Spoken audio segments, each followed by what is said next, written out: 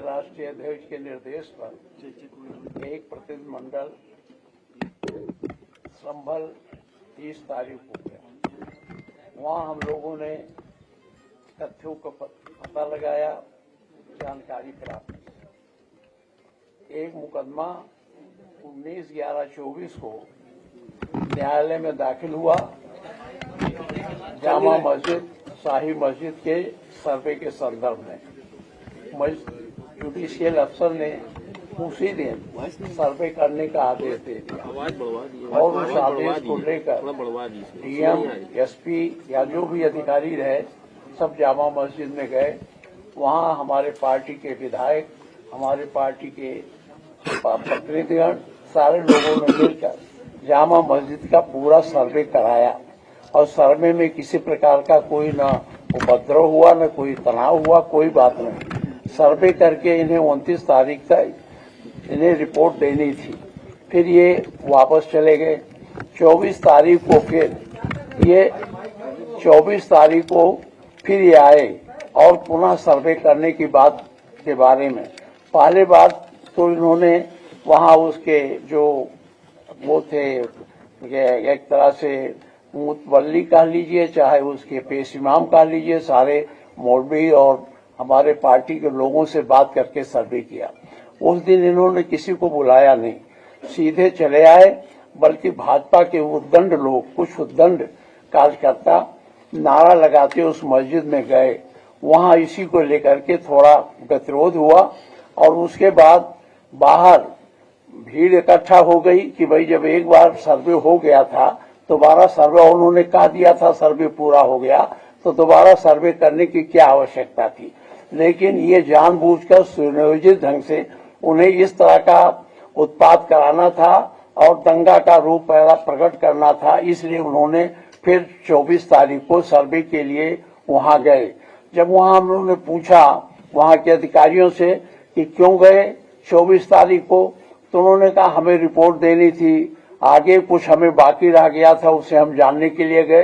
तो जानने के लिए गए तो अकेले जाना चाहिए, एसपी को ले जाना चाहिए, किसी पार्टी के कार्यकर्ताओं को साथ नहीं ले जाना चाहिए। ये लोग गए, वहां ऐसे नारा लगा रहे थे जिससे उत्तेजना पैदा हो गई। बाहर धीरे धीरे इसको लेकर के भीड़ इकट्ठा हो गई और भीड़ को तितर बितर करने के लिए पुलिस ने न तो आंसू गैस छोड़ा और न ही कोई चेतावनी दी, न लाठीचार्ज किया, सीधे फायरिंग होने लगी। उसमें 5 लोग मारे गए। और इस तरह से ये भारतीय जनता पार्टी ने एक सुनियोजित ढंग से एक तरह का दंगा कराकर हिंदू और मुस्लिम के बीच में काफी खाई पैदा करने की कोशिश की है और ये सरकार सांप्रदायिक तनाव पैदा करके अपनी राजनीतिक रोटी सेकना चाहती है। वहां 4-5 लोग मारे गए। हम लोग गए थे, सबसे मिले भी। हमारे राष्ट्रीय अध्यक्ष जी ने हर जिसके घर मृत्यु हुई थी, जो लड़के मारे गए थे, उनके लिए 5-5 लाख रुपया दिया था। हम लोगों ने उनको 5-5 लाख रुपया दिया। इसके साथ ही वहां फिर डीएम, एसपी भी आ गए थे। उन्होंने अपनी बात रखनी शुरू की। वहां बात आई कि भाई आपने जब कोई चेतावनी नहीं दी, कोई लाठीचार्ज नहीं किया, फिर गोली, तो उन्होंने कहा गोली हमारी नहीं है, ये गोली बाहर से है, इन लोगों ने एक दूसरे पर चलाया, जो सर्वथा असत्य है। और ये कहना कि पुलिस जो है अपने गोली, अपने लाइसेंसी या जो उनके पास हथियार थे उससे नहीं चलाया। तो पुलिस हमेशा जब कभी इस प्रकार की कार्रवाई होती है तो गैर लाइसेंसी हथियार ले जाते हैं। अब वो कहते हैं कि हथियार रहता कहाँ है, तो जो कुछ पकड़े जाते हैं कट्टा या गैर लाइसेंसी हथियार, उनके माल गोदाम में रखे जाते हैं, जिसका चार्ज वहां के दीवान या मुंशी को रहता है। जब कहीं इस प्रकार की घटनाएं होती हैं तो उसको खोल करके वो उसमें से निकाल लेते हैं और ले जाते हैं। इसलिए वो ये नहीं कह सकते कि ये जो फायरिंग हुई है ये लोगों की आपसी है, ये पुलिस की फायरिंग है, पुलिस की फायरिंग से लोग मारे गए हैं। हम लोग इस घटना को जानने के लिए कई बार वहां जाना चाहते थे, मुझे भी 2 बार रोका गया। अभी जब हमारा प्रतिनिधिमंडल गया, मैं दिल्ली गया, तो पहले जाने के पहले मेरे घर पर फिर ये प्रेस लोग आए। उन्होंने कहा आप जाने नहीं पाएंगे, तो मैंने कहा भाई इसे क्यों नहीं पाएंगे। फिर दिल्ली में भी कहा गया नहीं जाने पाएंगे, लेकिन डीएम ने हमको टेलीफोन किया था और कहा था कि हम आपसे मिलना चाहते हैं। हम लोग गए, वहां सारे लोगों से मिले, अपने पार्टी के जो हमारे बर्ग साहब थे उनके घर भी हम लोग गए, फिर नवाब साहब के गए, प्रत्येक जो मारे गए परिवार के लोग थे उनसे हम लोगों ने मुलाकात की। सबसे ज्यादा ज्यादती वहां पुलिस आज कर रही। शाही मस्जिद एएसआई के अंदर आती है, उसके सामने बिना एएसआई के परमिशन के ये चौकी बनाने लगे। वहां इस पर भी विरोध प्रकट किया गया कि आपने चौकी क्यों कैसे बना रहे हैं। वो इस चीज को मानने के लिए तैयार नहीं थे कि ये शाही मस्जिद के अंतर्गत आता है या एएसआई के अंतर्गत आता है। जबरदस्ती वो चौकी बना रहे थे। साथ ही साथ वहां जो एफआईआर हुआ, इन्होंने तो अपना एफआईआर दर्ज किया और जो लोग मारे गए उनके तरफ से कोई एफआईआर पुलिस के खिलाफ या किसी के खिलाफ दर्ज नहीं किया। इस तरह से एक सुनियोजित घटना थी और इस सुनियोजित घटना से पूरे प्रदेश में हिंदू मुस्लिम के बीच में जो समरसता थी उसको समाप्त करने का प्रयास इस भारतीय जनता पार्टी ने किया है। चलिए, मैं अध्यक्ष जी का धन्यवाद देता हूं। पूर्व अध्यक्ष विधानसभा के रहे। डेलीगेशन में जो सबसे पहले हम लोग चाहते थे कि संभल में डेलीगेशन जाए और संभल में जो कुछ हुआ है उसकी सच्चाई जनता के सामने आए। इसके लिए समाजवादी पार्टी ने दोनों सदनों के नेता प्रतिपक्ष, जिसमें सबसे पहले आदरणीय माता प्रसाद पांडे जी, लाल बिहारी यादव जी, श्यामलाल पाल समाजवादी पार्टी के प्रदेश के अध्यक्ष, सांसद हरिंदर मलिक, सांसद रुचि वीरा, सांसद इकरा हसन, सांसद जियाउर रहमान बर्क, सांसद नीरज मौर्य, पार्टी के नेता कमाल अख्तर, रविदास मेहरोत्रा जी, नवाब इकबाल महमूद साहब, पिंकी यादव, असगर अली अंसारी, जयवीर सिंह यादव, शिवचरण कश्यप से लेकर के ये तमाम साथी जाकर के संभल के लोगों से बातचीत करना चाहते थे। सरकार ने पाबंदी लगा दी। ये लोग दिल्ली से लखनऊ से जाने के लिए तैयार हुए, पुलिस प्रशासन ने उन्हें नहीं जाने दिया। जब दूसरी बार गए तो वही प्रशासन और शासन ने जाने दिया। तो ये बात समझ में नहीं आती कि आखिरकार सरकार क्या छिपाना चाहती थी जिसकी वजह से डेलीगेशन को नहीं जाने दे रहे थे। और लगातार जिस तरह की कार्रवाई हो रही है कि वहां पर लोगों के ऊपर दबाव बनाना, लोगों के ऊपर झूठे मुकदमे लगाना, बड़ी संख्या में जिनका निर्दोष लोग हैं जो उन पर झूठे मुकदमे लगाए गए।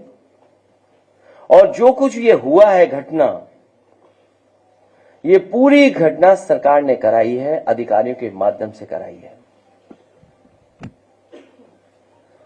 जो घटनाक्रम है, आखिरकार इतनी जल्दी क्या थी सर्वे को लेकर के? जब आपके पास प्लेसेस ऑफ वर्शिप एक्ट है 1991, उसके तहत आप सर्वे नहीं कर सकते। लेकिन सरकार और अधिकारियों ने जानबूझ करके एक सोची समझी रणनीति और साजिश के तहत उन्होंने ये काम किया। और जिन लोगों की जान गई है, ये दंगा नहीं है, ये प्रशासन की गोली से गई है जान। गोली अगर कहीं से चली है तो प्रशासन ने चलाई है। आज भी कोई सच्चाई नहीं जानता है कि आखिरकार जिलाधिकारी या वहां के बहुत सारे वरिष्ठ अधिकारी उन पर दबाव क्या है, किस कारण ये इस तरीके का काम कर रहे हैं जो अनडेमोक्रेटिक है, अनकॉन्स्टिट्यूशनल है। जहां पर अभी भी कार्रवाई चल रही है, पार्टी के लोगों को निशाना बनाना, वहां जो लोग जेल चले गए, जब उनकी कहानी सुनने को मिलती है, इतनी अन्याय की कल्पना कोई नहीं कर सकता जो उनके साथ हुआ है। उनके शरीर पर चोट है और इतनी चोट है जिसकी हम और आप बता भी नहीं सकते हैं। पूरा शरीर काला कर दिया, बहुत पीटा है, इतना पीटा कि जान चली जाती। और उन पर दबाव बना रहे हैं कि जैसा प्रशासन चाहता है वैसे बयान दीजिए आप। जब हमारी पार्टी के विधायक और लोग गए मिलने तो उसके बाद सस्पेंशन हो गया अधिकारियों का, और सस्पेंशन भी जाति के आधार पर हुआ, और फिर बैलेंस करने के लिए फिर एक सस्पेंशन किया गया। ये कहां की सरकार है? ये भारतीय जनता पार्टी के लोग जो सरकार में बैठे हैं, ये भाईचारा के पक्ष में नहीं है, ये दरारवादी पार्टी है। भारतीय जनता पार्टी दरारवादी पार्टी है, दरारवादी पार्टी। इनके लिए इंसान के जीवन का कोई मोल नहीं है, क्योंकि उसी से वो राजनीति करना चाहते हैं, उसी से राजनीतिक लाभ लेना चाहते हैं। भाजपा के अगर काम देखें हम लोग, या पिछले इतने कार्यकाल का जो हम आकलन करें, तो ये भारतीय जनता पार्टी हृदयहीन पार्टी है। इतनी घटनाएं होने के बाद भी कोई सिंपैथी नहीं किसी के लिए। और उत्तर प्रदेश में कोई एक घटना नहीं हो रही है, लगातार होती जा रही है। जिले उठा करके देख लीजिए किस तरह की घटनाएं हो रही हैं। और तब जब ये नारा लगाते थे कि जीरो टॉलरेंस है, जीरो टॉलरेंस की सरकार है, इस सरकार में न्याय मिलना और न्याय के साथ साथ लोगों की सुनवाई हो, इस सरकार में कहीं दिखता नहीं है सुनवाई भी। भाजपा सरकार के दो पड़ले हैं, एक है पीडीए के खिलाफ अन्याय और दूसरा है भ्रष्टाचार। अन्याय तो हम लोग आप लोग जानते ही हैं, और भ्रष्टाचार को लेकर के तो अब तो चर्चाएं आम हो गई हैं। उन्हीं के अपने लोग भ्रष्टाचार के किस सीमा तक एक दूसरे पर आरोप लगा रहे हैं। ये बात तो पत्रकार साथी ज्यादा समझते होंगे, या राजनीति को जो समझते होंगे वो बेहतर समझते होंगे कि कौन किस पे आरोप लगवा रहा है भ्रष्टाचार के। लखनऊ वाले दिल्ली पर और दिल्ली वाले लखनऊ पर लगवा रहे हैं। भाजपा सरकार के दो पड़ले हैं, एक है पीडीए के खिलाफ अन्याय और दूसरा है भ्रष्टाचार। इन दोनों में कभी एक पड़ला ऊपर हो जाता है तो कभी दूसरा। इसी डिसबैलेंस को छुपाने के लिए संभल जैसी साजिश की गई है। और जो इलेक्शन में लूट हुई थी कुंदरकी में, मीरापुर में, उसको छिपाने के लिए भी संभल जैसी घटना हुई है। जानबूझ कर करके कुंदरकी का जो वोट की लूट हुई, जो पुलिस प्रशासन के माध्यम से वोट पड़वाए गए, जो वीडियो निकले, तस्वीरें आई, उससे आम जनमानस जान गया कि इन्होंने चुनाव नहीं कराया, इन्होंने पुलिस के माध्यम से वोट लूटे हैं। और वही सरकार कह रही है कि अगर कुंदरकी जीत सकते हैं तो मीरापुर मिल्कीपुर क्यों नहीं। और मैं एक बार फिर कहता हूं कि संभल की घटना नहीं थी, ये बहुत बड़ी साजिश और षड्यंत्र था। जो खोदने वाले लोग हैं वो रुकने वाले नहीं हैं। अभी हाल ही में इन्होंने आगरा में भी एक एएसआई की संरक्षित बिल्डिंग को गिराने का काम किया। और आगरा में जब जानकारी लोगों को हुई, समाजवादी पार्टी ने अपने तमाम प्लेटफॉर्म पे जब बात ये उठाई, तो न केवल वो प्रोटेक्टेड बिल्डिंग को रोका गया, बल्कि जो तोड़ना चाहता था उसके पीछे टीम लगा करके भेज दिया गया है। सुनने में आया वो आगरा से फरार है, लेकिन जो जानकारी मिल रही है, जानकारी है कि विक्रमादित्य और कालिदास के आसपास ही कहीं वो है। जो सोचिए, एएसआई की प्रोटेक्टेड बिल्डिंग को तोड़ रहा था ठेकेदार, वो अधिकारियों से मिलकर के कोई कारोबार बड़ा करना चाहता था, वही वहां से फरार है, लेकिन यही विक्रमादित्य मार्ग और कालिदास मार्ग के आसपास कहीं छिपा हुआ है। आप में से बेहतर जानते होंगे वो कहां छिपा होगा।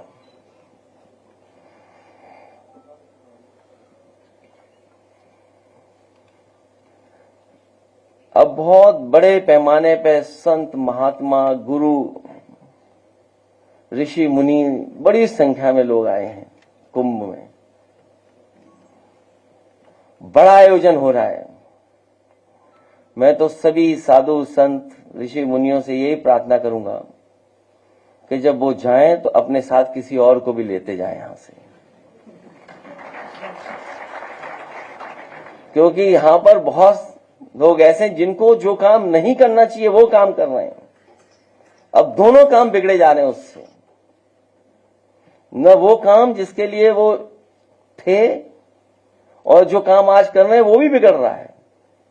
इसलिए मेरा साधु संतों से, ऋषि मुनियों से यही प्रार्थना है कि जब वो यहां से जाएं तो किसी साथी को भी यहां से लेते जाएं। ये जो झगड़ा चल रहा है भ्रष्टाचार को लेकर के, इस सरकार ने करप्शन की सब सीमाएं तोड़ दी। इतना करप्शन कभी सुनने को नहीं मिला होगा, देखने को नहीं मिला होगा।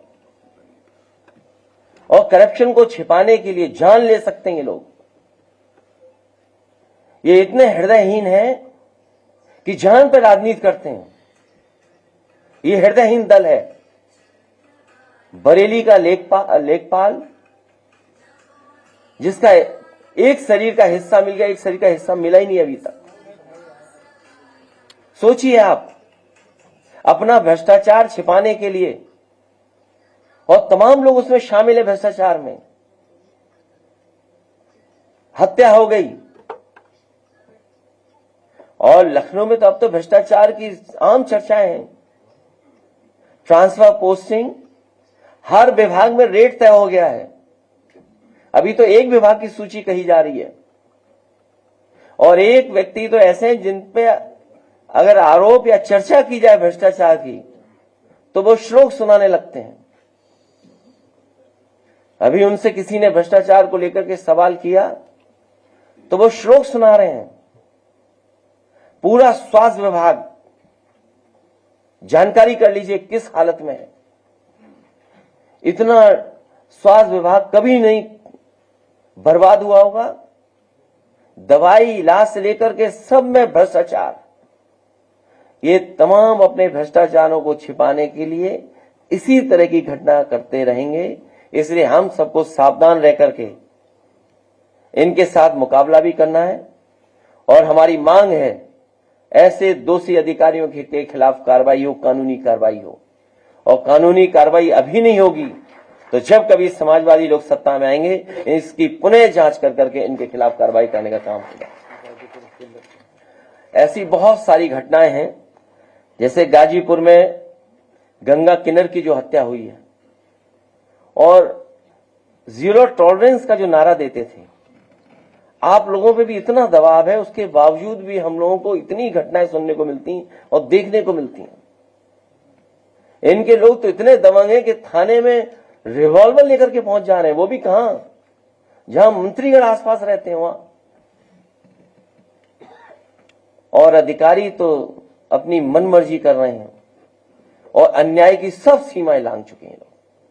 मैं एक बार फिर अपने डेलीगेशन में जितने भी लीडर्स गए उनका बहुत धन्यवाद देता हूं कि वो गए वहां पर, उनका दुख दर्द सुने। हम आपके माध्यम से भरोसा दिलाते हैं कि समाजवादी पार्टी उनके साथ है, हर दुख दर्द में उनके साथ खड़े दिखाई देंगे।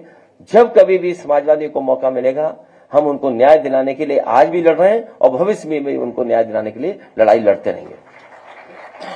अखिलेश जी, ये जो बीजेपी के विधायक चिल्ला चिल्ला के कह रहे हैं कि 50,000 गाय पर डे कट रही है, पर डे बता रहे हैं 50,000 विधायक बता रहे हैं कि पर डे कट रही है और भ्रष्टाचार हो रहा है जबरदस्त, अधिकारी उसका पैसा खा रहे हैं, इसके बारे में आपका क्या है? दुख है इस बात का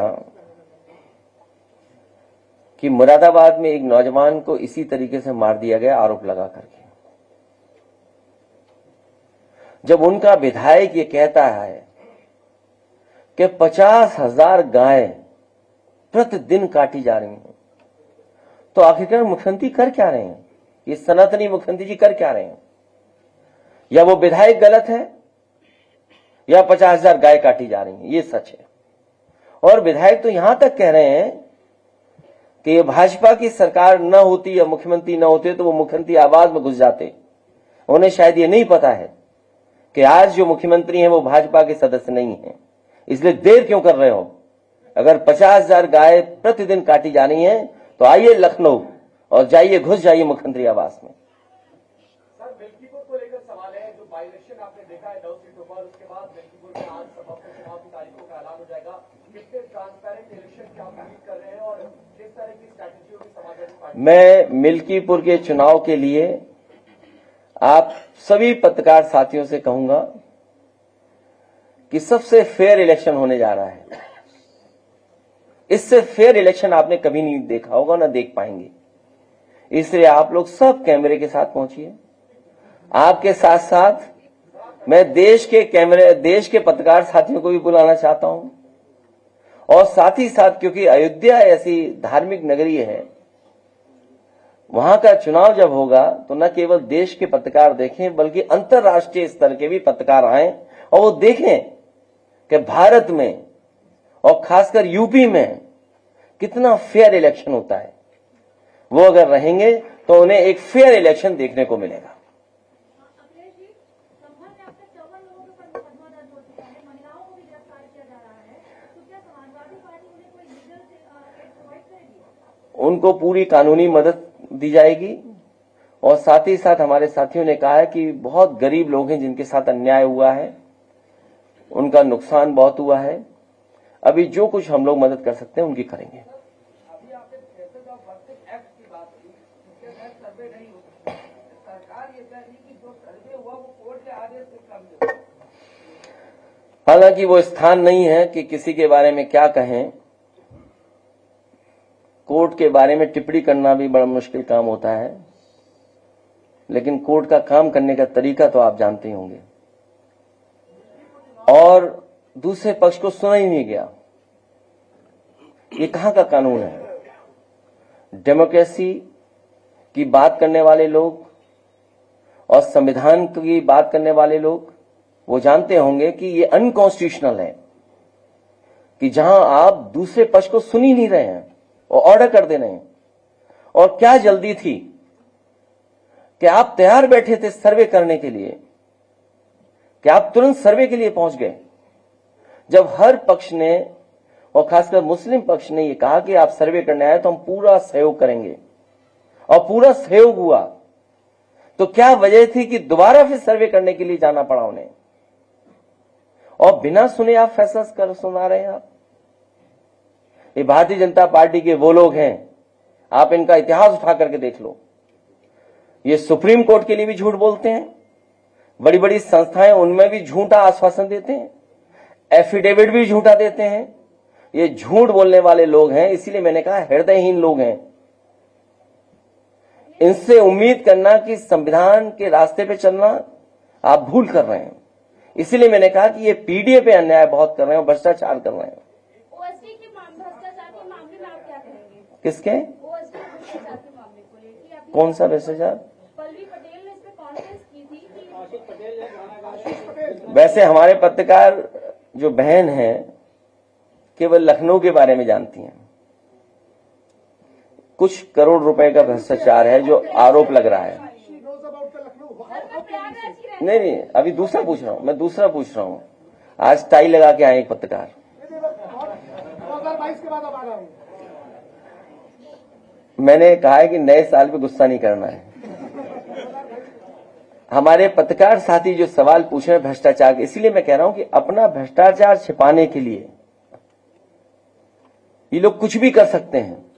और जो लोग कहते थे हम जीरो टॉलरेंस है भ्रष्टाचार को लेकर के, उन्हीं के लोग आरोप लगा रहे हैं। और केवल एक विभाग में नहीं है भ्रष्टाचार, स्वास्थ्य विभाग का पता कर लीजिए, सीएमओ की पोस्टिंग कैसे हो रही है। एक सुनने में आया था कि दवाई पर छापा पड़ा था, एक दवाई के गोदाम पे नकली दवाइयों को लेकर के, उस रिपोर्ट का क्या हुआ, रफा दफा हो गया। अपॉइंटमेंट्स कैसे हो रहे हैं। और मैं आपसे कह रहा हूं, मेडिकल के लिए, एजुकेशन के लिए, शिक्षा स्वास्थ्य विभाग का दोनों का मिला ले अगर हम, यहां से बगल में लोहिया इंस्टीट्यूट है, हमें इस बात की आपत्ति नहीं है कि किसी प्रदेश के आए और हमारे यहां नौकरी करें, कोई आपत्ति नहीं हमारे उस पर। लेकिन सवाल यह है कि एक ही इंस्टीट्यूशन के इतने लोग कैसे नौकरी पा रहे हैं, 250 लोग नौकरी पा रहे हैं, एक दो कोचिंग की है उसी इंस्टीट्यूशन से। सैफी मेडिकल यूनिवर्सिटी में, वहां पर नौकरी 2 इंस्टीट्यूशन से पा गए सब लोग।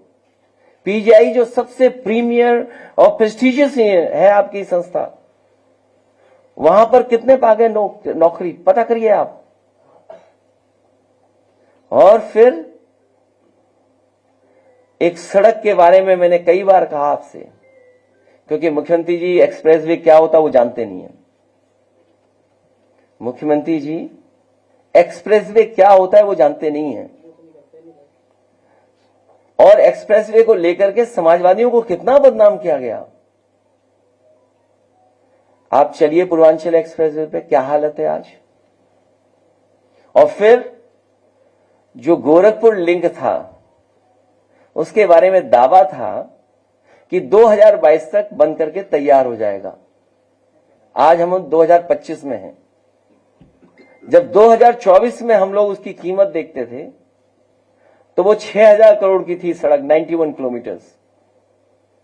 और आज जब 2025 में उस सड़क के बारे में जानकारी करते हैं तो वही 91 किलोमीटर 7000 करोड़ की हो गई। सोचिए आप, ये गोरख धंधा नहीं चल रहा तो क्या चल रहा है।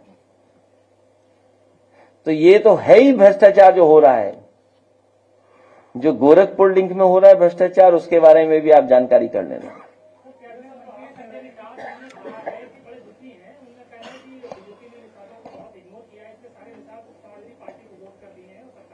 वो अपना रेट बढ़ा रहे हैं।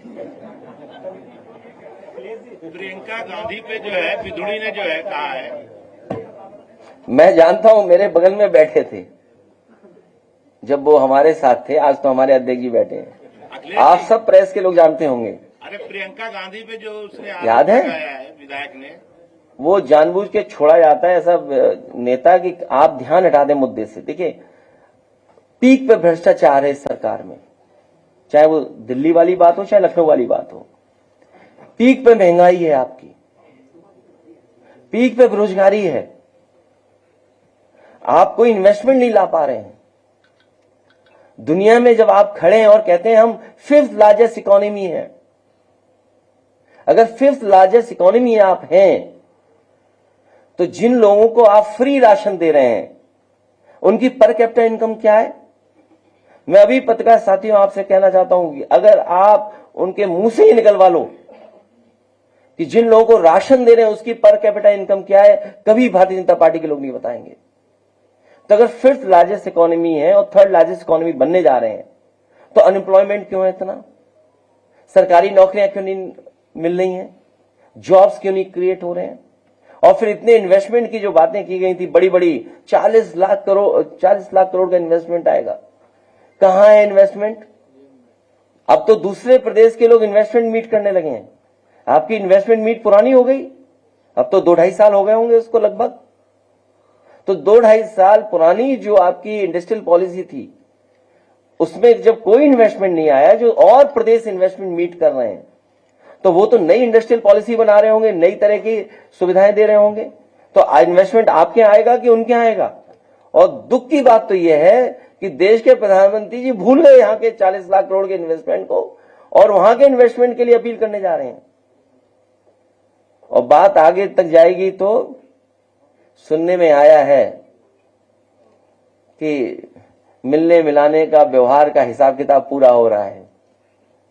वो अपने कार्यक्रम में नहीं बुला रहे हैं तो वो दूसरे कार्यक्रम में नहीं जा रहे हैं। अगर वो अपने कार्यक्रम में नहीं बुला रहे हैं तो उनकी तस्वीरें होर्डिंग से हटा दी जा रही हैं। जरा गौर से देखिएगा। तो जो लोग किसान को आय दोगुनी नहीं दे पा रहे, वो इसी तरह की भाषा इस्तेमाल करेंगे जिससे कि मुख्य जो सवाल है, बुनियादी सवाल, उनसे ध्यान हट जाए। तो कैसा देना चाहिए था क्या? सपा ने उनके दरवाजे बंद कर दिए। इसके अपॉइंटमेंट में अब गैर शैक्षणिक बैकग्राउंड वालों को भी यूनिवर्सिटी के वीसी को बनाया जाता है। आपको एक सर्टिफिकेट चाहिए वीसी बनने के लिए, आप आरएसएस के सदस्य होने चाहिए, बस। सब ये नियम बकवास है।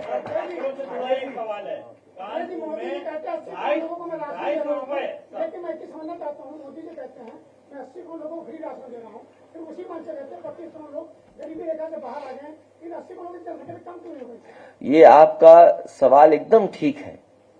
इसी बात को तो हम लोग नहीं समझ पा रहे हैं कि आखिरकार 80 करोड़ लोगों को आप राशन दे रहे हैं और फिर कहते हैं कि हमने गरीबी रेखा से बाहर निकाल दिया। आखिरकार आपकी गरीबी मानने का मानक क्या है? आप गरीब किसको मान रहे हैं? क्या कोई मानक है आपके पास जिससे गरीबी का आप आकलन कर सकेंगे कि ये गरीब है? यहां तो हम सब गरीब बैठे लोग हैं।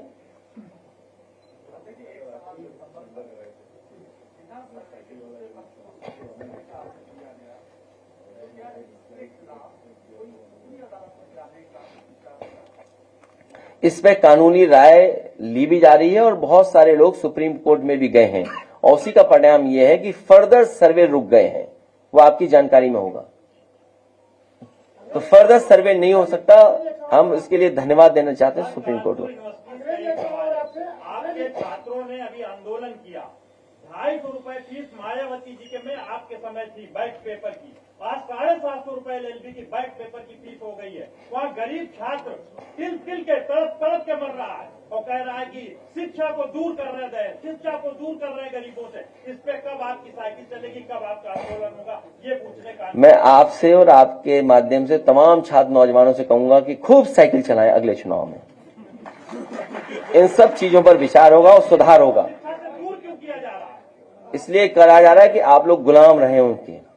हमें और आपको गुलाम बनाना चाहते हैं।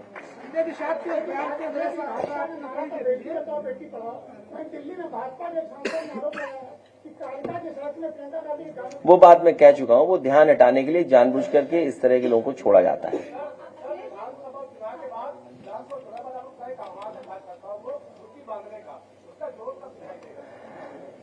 मौसम ठीक होने दो।